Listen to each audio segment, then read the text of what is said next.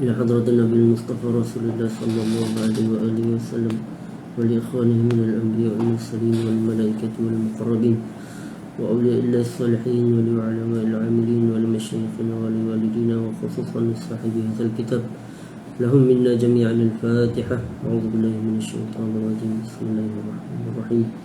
الحمد لله رب العالمين الرحمن الرحيم مالك يوم الدين إياك نعبد وإياك نستعين اهدنا الصراط المستقيم صراط الذين أنعمت عليهم غير المغضوب عليهم ولا الضالين آمين.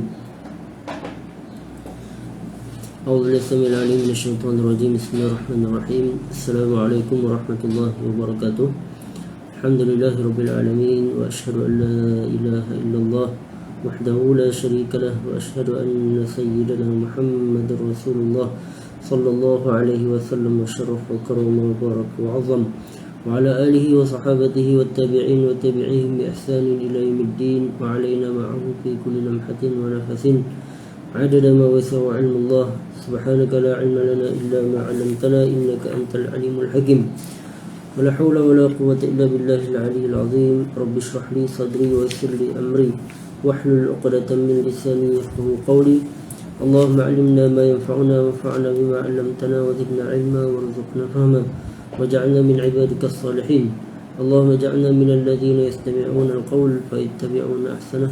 ربنا آتنا في الدنيا حسنة وفي الآخرة حسنة وقنا عذاب النار. اللهم آمين. أما بعد، alhamdulillah,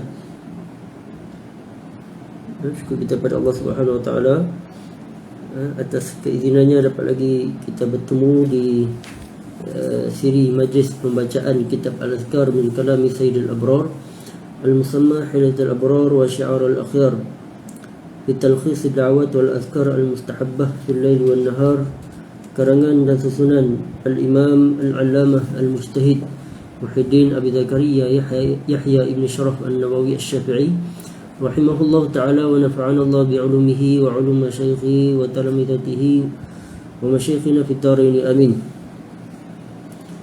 Hari ini kita di majlis yang ke-133 dan masih lagi berada di dalam kitab Azkaril Musafir, zikir-zikir orang yang bermusafir.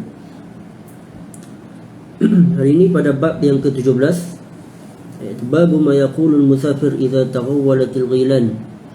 Bab apa yang perlu diucapkan, apa yang dilakukan oleh orang yang bermusafir idza taghawwalat, yakni apabila dia kita terjemahkan sebagai diganggu lah. Taghawwalat al-ghilan. Al-ghilan ni jamak kepada ghul.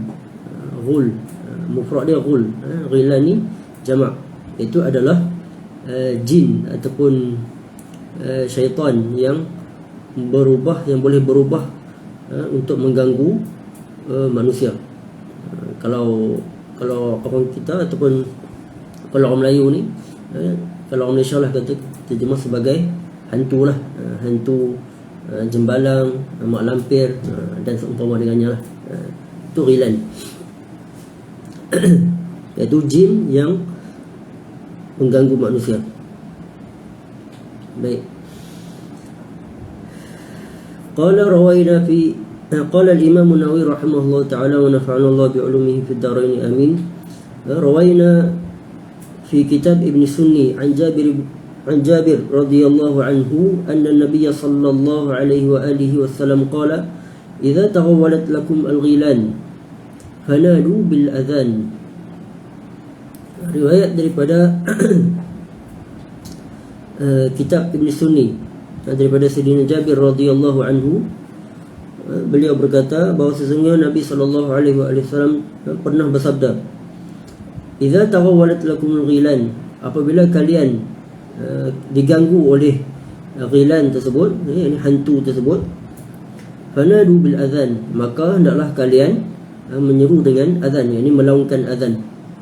Sebab dalam riwayat yang lain mengatakan bahawasanya apabila azan dilaungkan, iblis dan seumpama dengannya, jin dan yang sebagainya, mereka akan berlari, lintang-putang disebabkan takut dengan azan tersebut.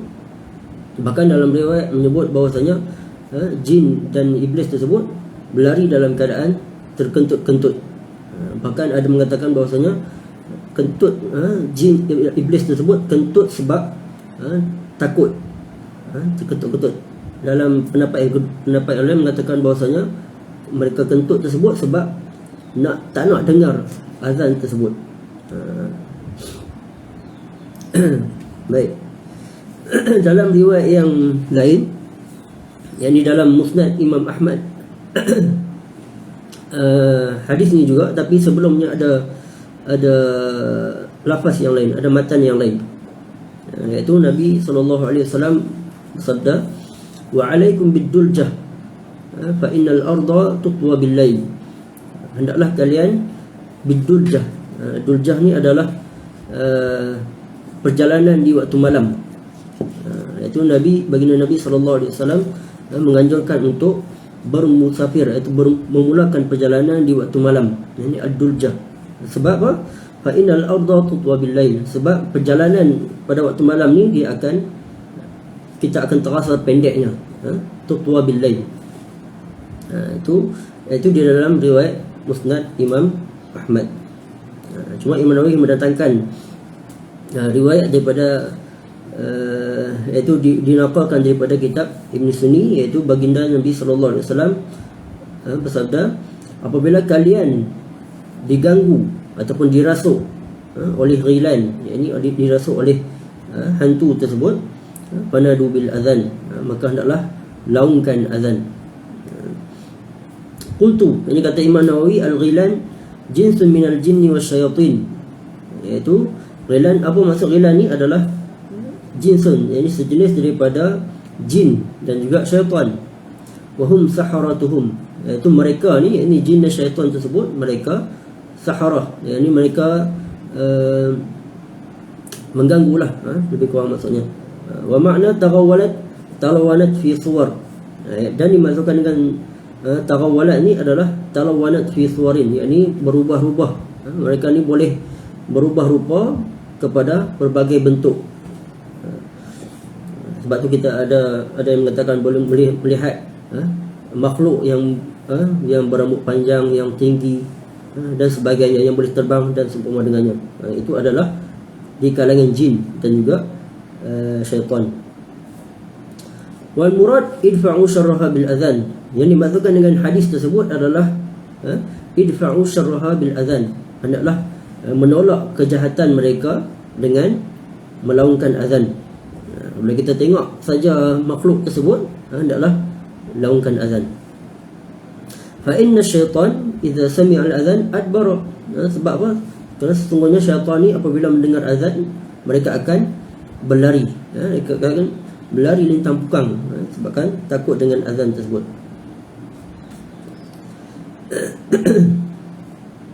Waqad qaddamna ma yushbihu hadha fi babi ma yaqulu idza 'arada lahu syaitan.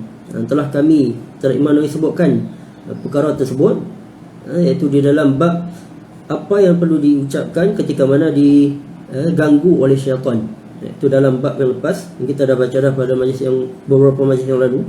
Yani fi awal kitab al-azkar wa da'wat al-umur al-aridat. Yani pada awal kitab zikir-zikir dan doa-doa pada perkara-perkara yang mengejut. Yani seperti diganggu oleh makhluk yang jahat dan seumpama dengannya. Boleh rujuk balik dalam bab tersebut. Wa dzakarna annahu yanbaghi an yashtaghila bi qira'atil Quran lil ayatil mazkurah fi dzalik. Dan kami telah sebutkan, iaitu yakni sewajarnya apabila berlakunya keadaan sedemikian, yakni diganggu oleh makhluk halus, jin, yakni hantu dan sebagainya, hendaklah dia menyibukkan diri dengan membaca Al-Quran, iaitu beberapa ayat Al-Quran, seperti membaca ayat Al-Kursi dan sebagainya. Lil ayat al-mazkurah fi dzalik.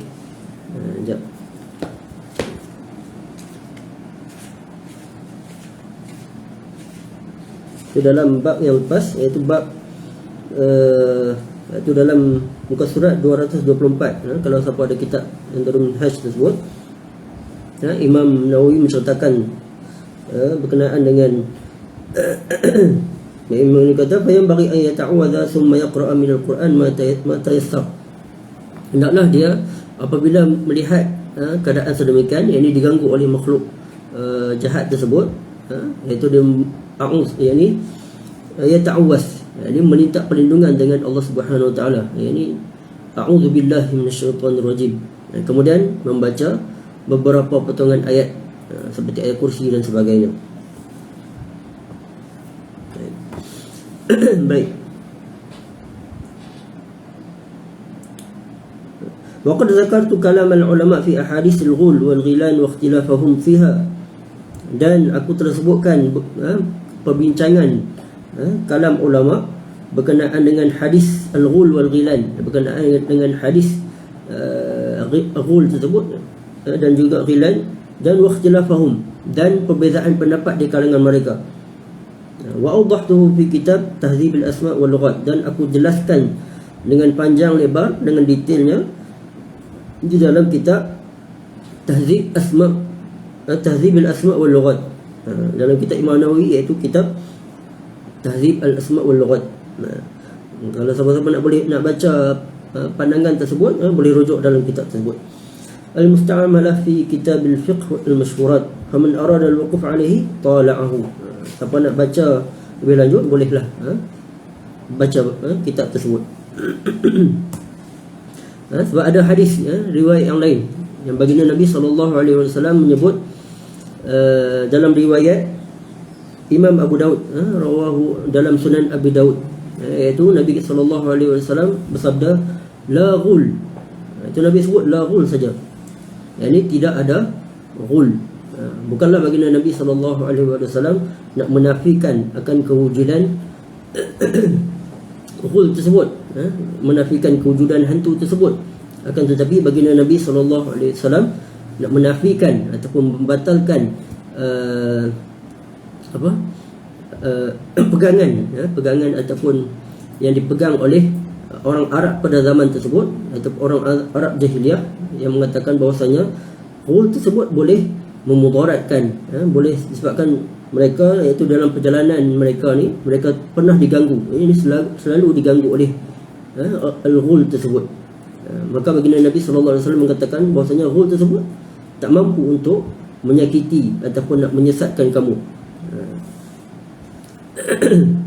Itu sebab apa? Sebab itulah baginda Nabi SAW menganjurkan untuk melaungkan azan apabila diganggu oleh makhluk tersebut.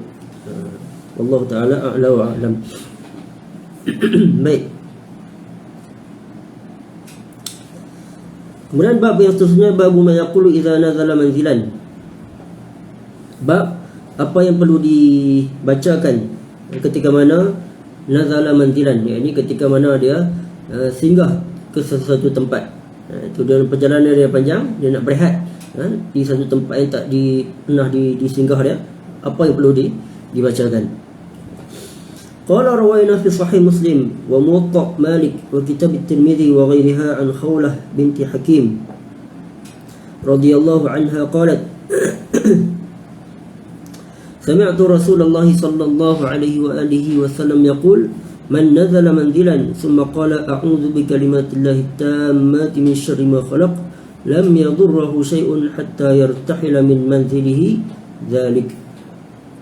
Riwayat daripada Sahih Muslim, Muwatta Imam Malik, dan juga kitab Sunan At-Tirmidzi, dan juga selainnya daripada Sayyidatina Khawlah binti Hakim radhiyallahu anha, salah seorang daripada sahabiat.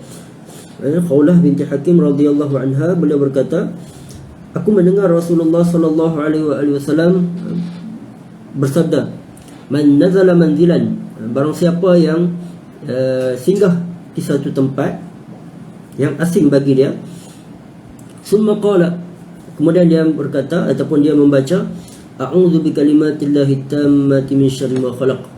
Apabila dia singgah tempat tersebut, dia membaca a'udzu bi kalimatillah, aku berlindung dengan kalimat-kalimat Allah at-tammat, yang sempurna. Kata para ulama itu adalah Al-Quran. A'udzu bi kalimatillahi tammat, aku berlindung dengan kalimat Allah yang sempurna, yakni Al-Quran. min syarri ma khalaq, daripada kejahatan apa yang diciptakannya. Maka lam yadurruhu, ini dia baca doa tersebut, lam yadurruhu, tidak akan memberi mudarat kepada dia. Sebarang makhluk tidak akan memberi mudarat kepada dia, sama ada daripada kalangan jin ataupun binatang buas, serangga berbisa dan sebagainya. Lam yadurruhu syai'un hatta yartahila, sehinggalah dia berangkat min manzilihi zalik, daripada tempat tersebut. InsyaAllah Allah Ta'ala akan jaga dia sepanjang dia berada di tempat tersebut. Doa yang sangat ringkas, yang sangat perlu dihafal oleh kita, iaitu a'udzu bikalimatillahi tammati min syarri ma khalaq. Baik, kata para ulama itu sebagai nak menolak apa yang dilakukan oleh orang jahiliyah, orang Arab jahiliyah pada waktu tersebut. Mereka apabila melalui satu tempat ataupun singgah di satu tempat yang asing bagi mereka, mereka akan mengucapkan seolah-olah mengucapkan kepada pemilik tempat tersebut, iaitu minta perlindungan daripada pemilik tempat tersebut di kalangan jin dan sebagainya. Sebab tu baginda Nabi SAW mengajak kepada kita untuk meminta perlindungan dengan Allah Subhanahu Wa Taala. Berlaku juga di kalangan orang kita, apabila masuk di satu tempat, masuk hutan sebagainya, akan kata tumpang lalu, cucu nak lalu dan sebagainya, itu adalah tak sewajarnya dilakukan oleh kita. Maka kita sewajarnya adalah meminta perlindungan dengan Allah Subhanahu Wa Taala. InsyaAllah Allah Taala akan melindungi kita, insyaAllah. Baik, hadis yang berikutnya, qala wa rawayna fi sunan Abi Daud wa ghairihi an Abdullah ibn Umar ibn Khattab radhiyallahu anhuma qala kana Rasulullah sallallahu alaihi wa alihi wasallam idza safara fa aqbala al-lail qala ya ardu rabbi wa rabbuki Allah a'udzu billahi min syarrik wa syarri ma fiki wa syarri ma khuliqa fiki wa syarri ma yadibbu alayki a'udzu bika min asadin wa aswad wa min al-hayyati wal aqrab wa min sakinil balad wa min walidin wa ma walad. Riwayat daripada Sunan Abi Daud dan selainnya daripada Sayyidina Abdullah Ibn Umar radhiyallahu anhuma, beliau berkata, adapun Rasulullah sallallahu alaihi wasallam apabila bermusafir, fa aqbala al-lail, dan menjelangnya waktu malam, apabila masuk waktu maghrib, baginda akan mengucapkan atau membaca ya ardu, seolah-olah baginda Nabi sallallahu alaihi wasallam khitabnya kepada bumi. Ya ardu rabbi wa rabbukillah, Tuhanku dan juga Tuhan engkau adalah Allah. A'udzu billahi min syarriki, aku berlindung dengan Allah daripada kejahatan yang ada pada engkau ataupun keburukan yang ada pada engkau, sama ada daripada tanah runtuh, gempa bumi dan yang berkaitan dengannya, yang ada pada bumi.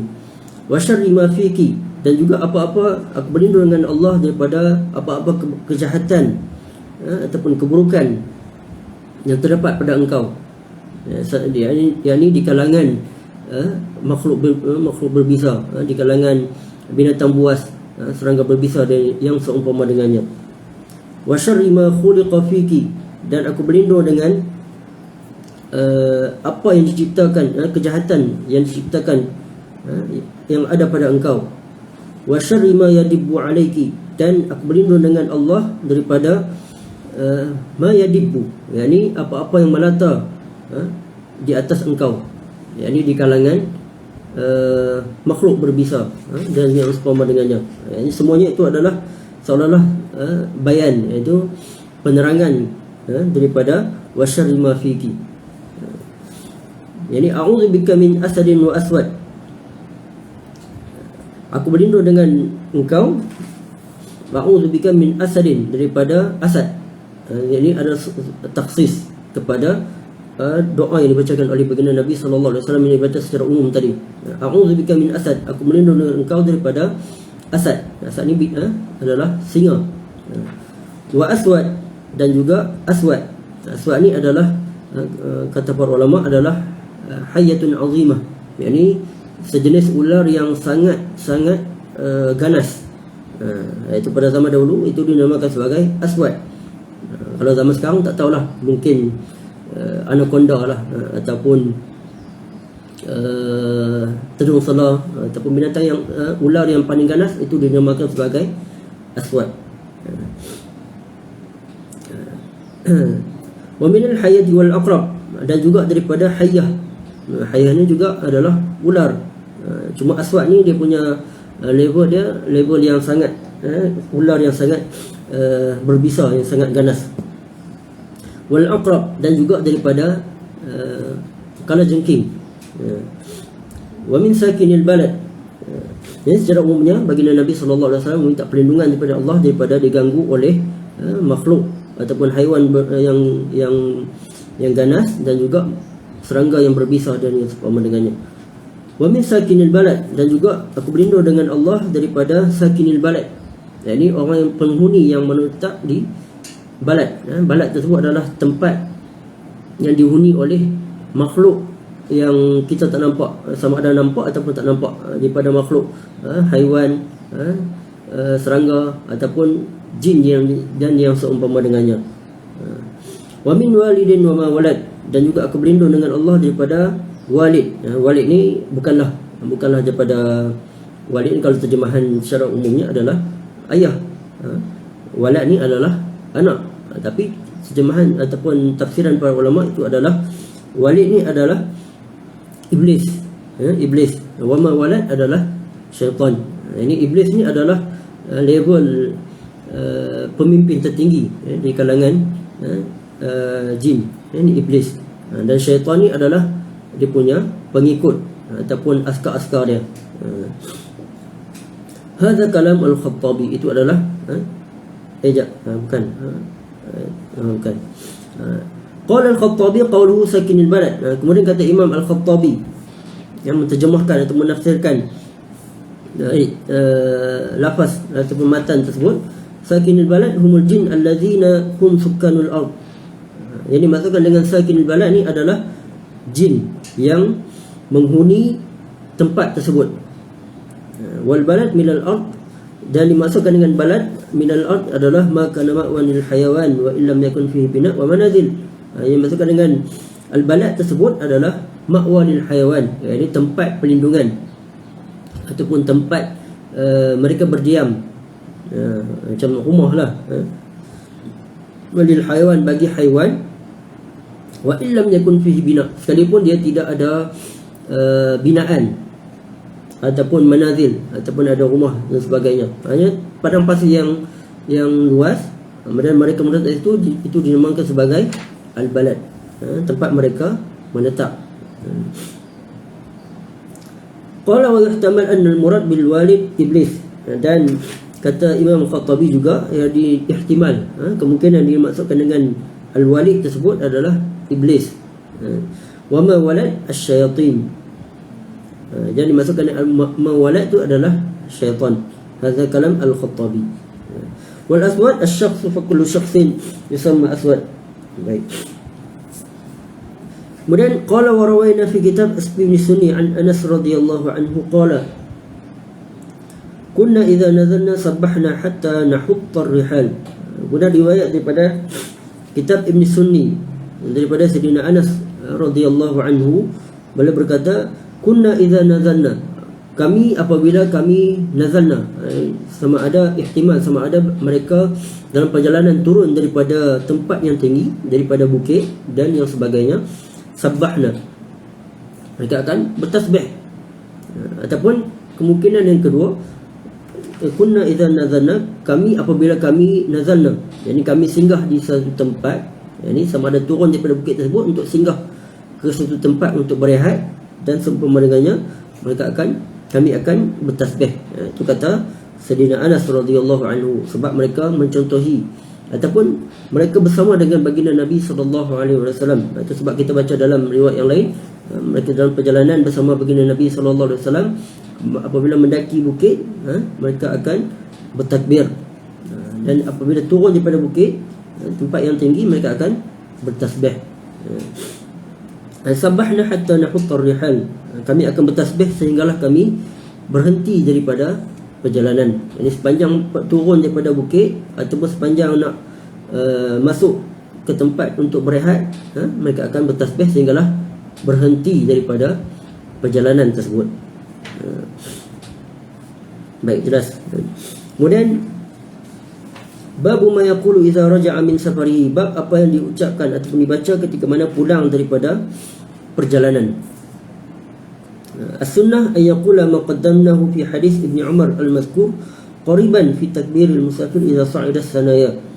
Yang sunnahnya adalah dengan membaca ataupun mengucapkan seperti mana yang telah disebutkan pada bab yang lepas, iaitu bab dalam hadis Sayyidina Ibn Umar yang disebutkan, iaitu pada bab takbir al-musafir, pada bab takbirnya orang yang bermusafir ketika mana sa'ila sanaya, ketika menaiki tempat yang tinggi, memanjat bukit, iaitu membaca aibun taibun hamidun aibun, iaitu dalam hadis tersebut apa, iaitu aibun taibun abidun sajidun li rabbina hamidun.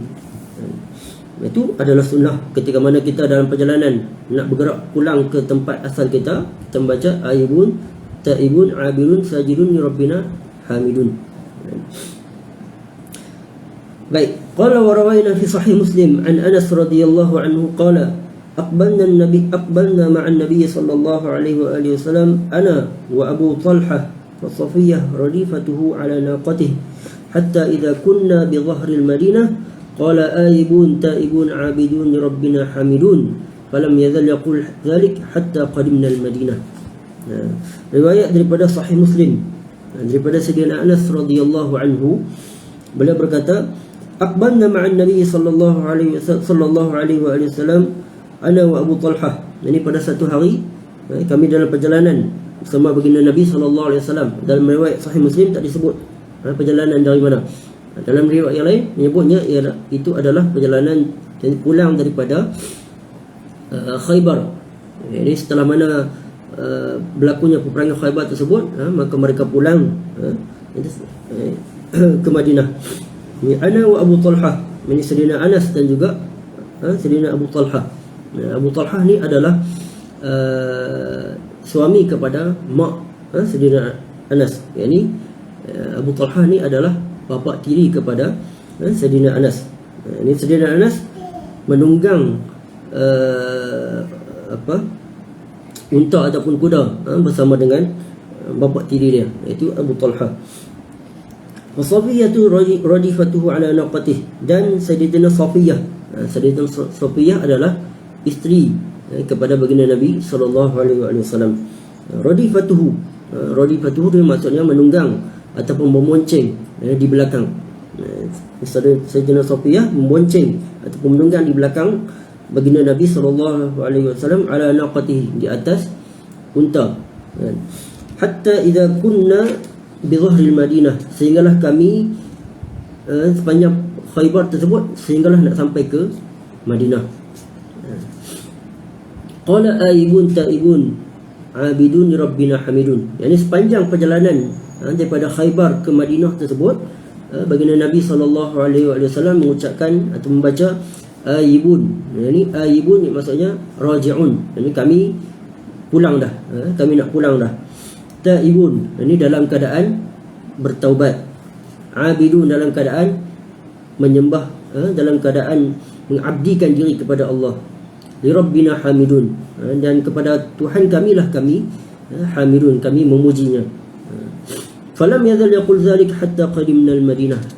Bahkan sepanjang perjalanan tersebut, baginda Nabi sallallahu alaihi wasallam membaca ataupun mengucapkan doa tersebut ataupun zikir tersebut, aibun taibun abidun rabbina hamidun. Nabi ulang-ulang saja zikir tersebut sehinggalah qadimna al-Madinah, sehinggalah kami sampai ke Madinah. Bahkan dalam riwayat yang lain menyebut apabila baginda Nabi sallallahu alaihi wasallam melihat Madinah, itu bandar Madinah dari jauh, Nabi segera, itu baginda Nabi sallallahu alaihi wasallam mempercepatkan perjalanannya. Seolah-olah baginda Nabi gembira dengan tempat baginda Nabi sallallahu alaihi wasallam, tempat hijrahnya baginda Nabi sallallahu alaihi wasallam tersebut. Itu zikir ketika mana kita dalam perjalanan pulang daripada permusafiran kita, iaitu membaca aibun taibun abidun li rabbina hamidun. Mula nak bergerak daripada tempat tu, tempat perjalanan kita tersebut, kita baca aibun taibun abidun li rabbina hamidun. Baik, saya rasa sekadar tu untuk hari ni. Ingatnya cadangnya nak habiskan, tak banyak dah. Cuma sebabkan masa tak mencukupi, masa tak mengizinkan, kita sambung pada majlis yang akan datang, iaitu bab ma yaqulul musafir ba'da salati subhi. Bab apa yang dibacakan oleh orang yang bermusafir selepas solat subuh. Ini pada hari Isnin insya-Allah, kalau tak ada apa halangan insya-Allah. Allah Subhanahu wa taala a'la wa alam. Apa yang baik pada Allah Subhanahu wa taala, apa yang kurang disebabkan kelemahan diri saya sendiri, saya mohon maaf.